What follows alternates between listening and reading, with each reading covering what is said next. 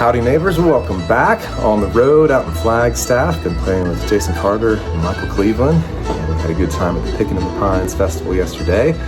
Got to see Sierra Hull, and Jason and Mike got up and did a triple fiddle thing with Daybreak and Dixie, and it's beautiful weather out here. Got to see some friends, and now we're heading back to Phoenix to play the Museum of Instruments, or it's called something like that in Phoenix. Anyway, I wanted to talk to you today about something that's been on my heart recently, which is a great place to grow for all of us, I reckon, which is asking for what you need, okay? So in this life, it ain't all roses, if you haven't figured that out by now. And there are gonna be moments of conflict that we need to be able to handle adeptly, and of course, practice makes perfect, so the saying goes. So for instance,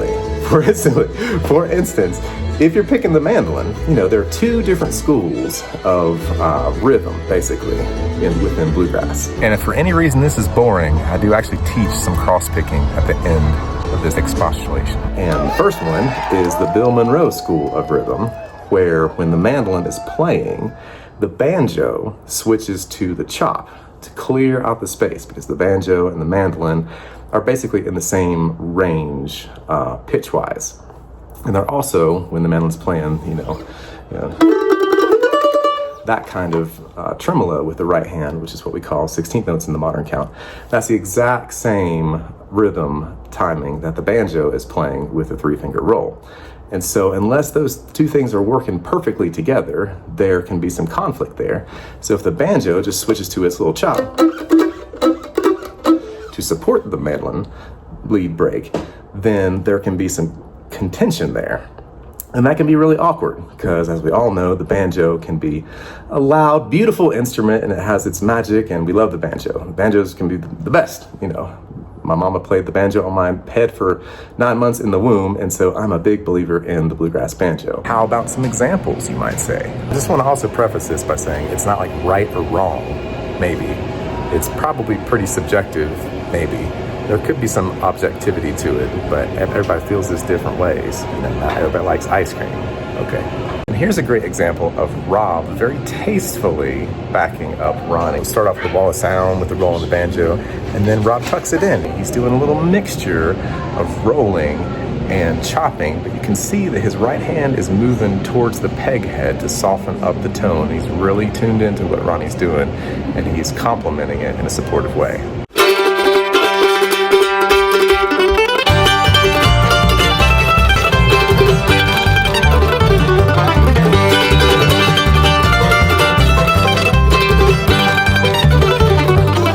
Here is Earl chopping behind the fiddle.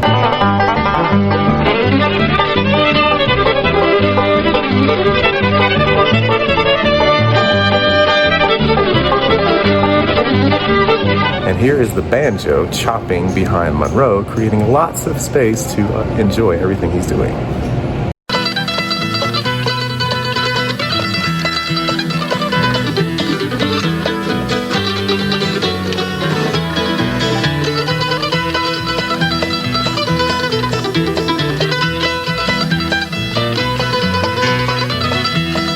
Here is an interesting example of how the Sunny Mountain approach of the banjo rolling constantly can compete with the mandolin. So Vernon Derrick's playing his mandolin break, but Kenny Ingram keeps rolling through there. And the volume of the banjo, and of course this could be a mixed thing too, is kind of as loud or louder than what the mandolin's doing. And you can see that it kind of makes really concentrating on what the mandolin is doing hard to do, and that can be challenging for the mandolin player to feel when it's happening. Sometimes it can work, and sometimes it's really challenging. So let's check this out.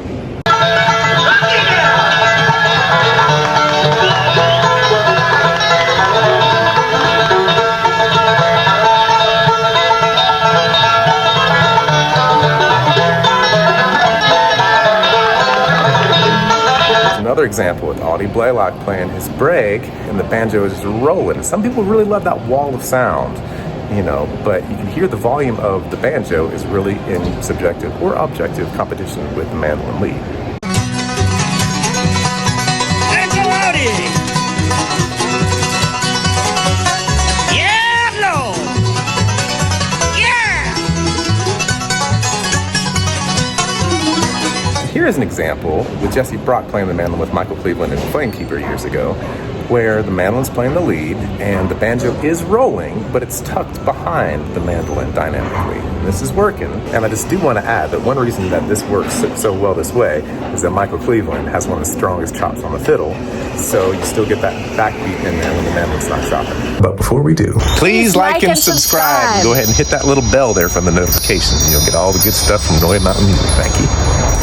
And please consider becoming a patron on patreon.com/Noya Mountain Music.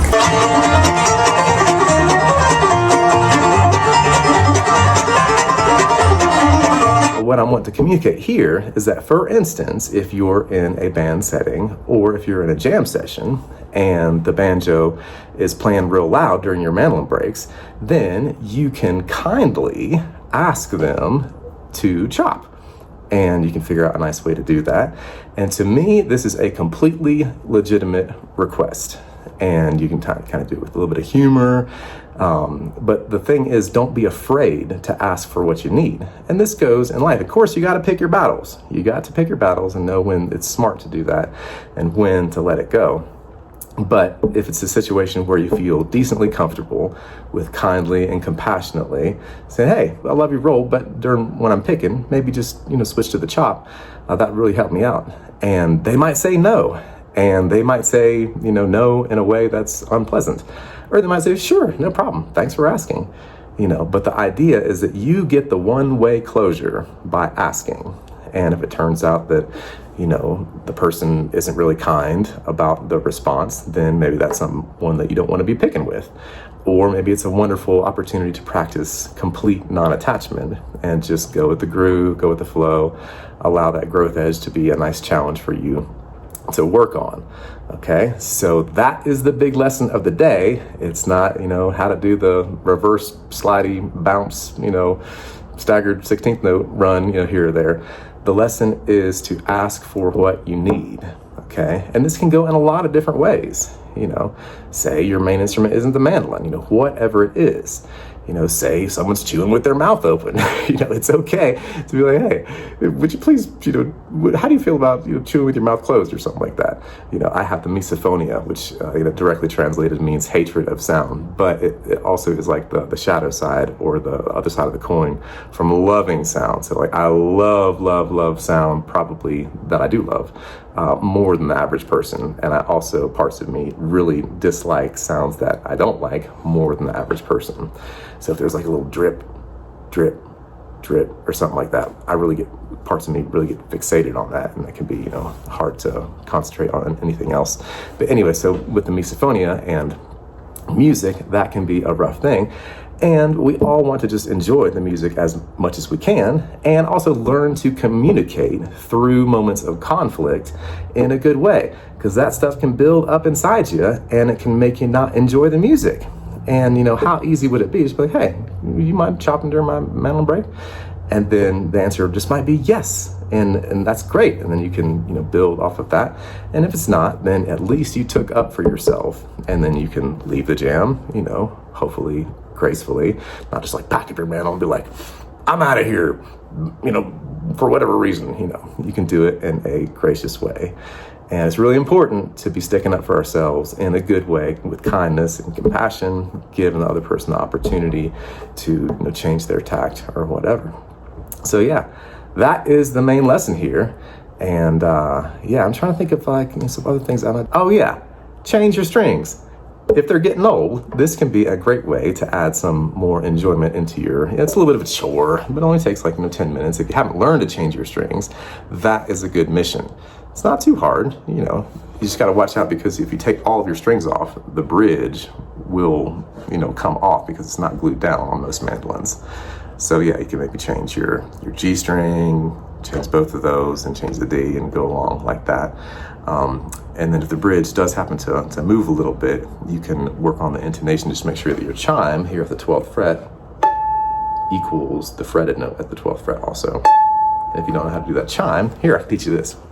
So the way you do your chime is you lightly lay, I like to do it with my ring finger, you lightly lay your ring finger right on top of the inlay, and you play it, so you're not fretting it yet. Just make that bell chime there, and then press it down to get your fretted note and make sure those pitches are exactly right. And if the fretted note is sharp, then you know you need to move your bridge back a little bit. And then if the fretted note is flat, then you can move your bridge forward a little bit. So that's a little tip you can work with a little bit. The chimes are cool. And I get chimes here at the 12th fret. Where is it? Yeah, that's 10. Nice strong chime there. You also have a strong chime here at the 7th fret. And at the 5th fret. Those are your strongest chimes. Bill Monroe would use that sometimes. He'd put it in like Columbus Stockade Blues.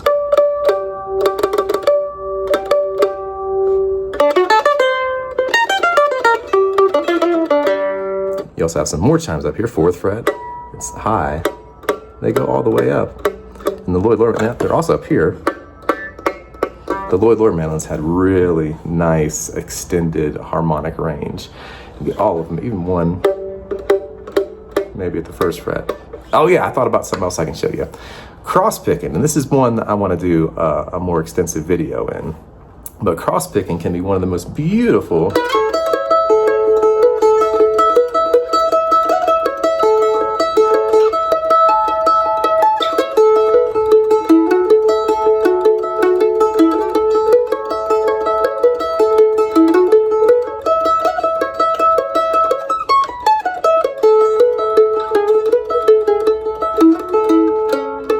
sounds on the mandolin.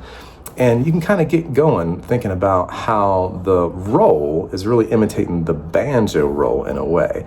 So you have a 3-note roll. So you can go down, down, up. People do it in many different ways. You can do it completely alternating.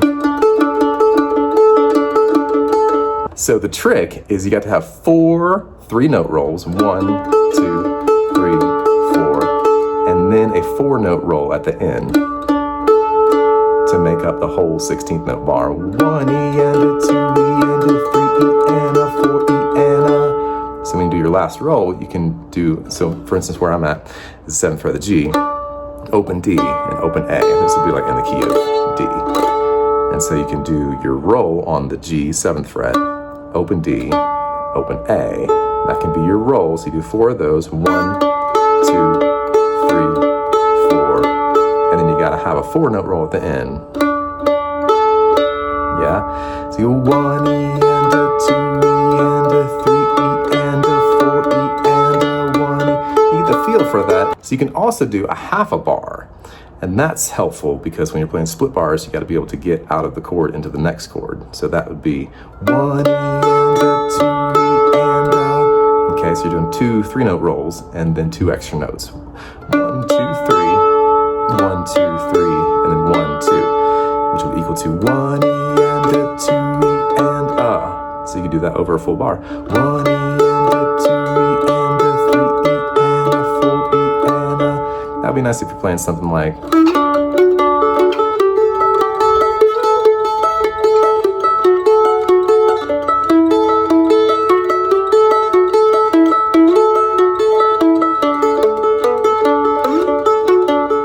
That called Home Sweet Home. Really sweet cross picking tune on the mandolin in D.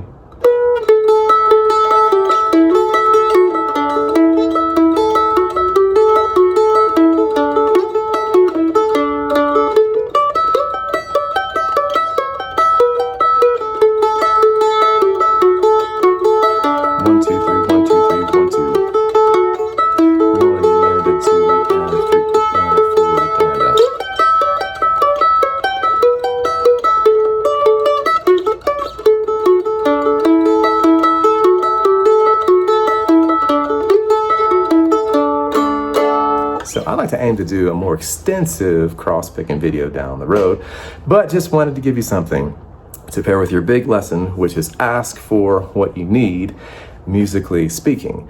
And that can be, it's really good to work on your communication in all aspects of your musical dynamic conversationally. Say, like you feel like the rhythm's a little wonky. To have a conversation and be like, hey, I'm feeling it this way. How are y'all feeling it? And then meeting in the middle. That can be another important thing with, say someone's really kind of opposed to stopping their banjo roll. Then you can be like, hey, would you mind doing it maybe 50% less, or at least like chopping during the first half of my break and then coming back into the roll. Earl Scruggs would do that a lot behind the fiddle.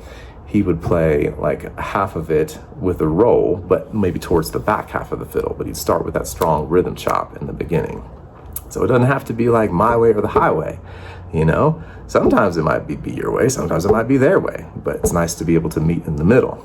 All right, so that's the lesson for today here, neighbors out in Flagstaff, Arizona. We're heading over to Phoenix here in a little bit, and I hope you're having a pleasant start to your week. And if you'd like to support this channel, please like the video, share it, leave a little comment, and then you can subscribe to the channel, of course, get the little bell notifications happening, and then check out patreon.com/Noya Mountain Music to support the channel further. I love being able to connect, and that's a wonderful way that you can give back if you'd like to. Many different tiers of rewards there. We got the licks of the month, we got the note for note on the mandolin and the guitar, and 2 free workshops at the family tree tier level. Many thanks to all the folks who have been supporting the Noya Mountain Music. Get yourself a t-shirt, noyamountainmusic.com, the Patreon. And we'll leave it right there, and we'll catch you next time. Adios, neighbors.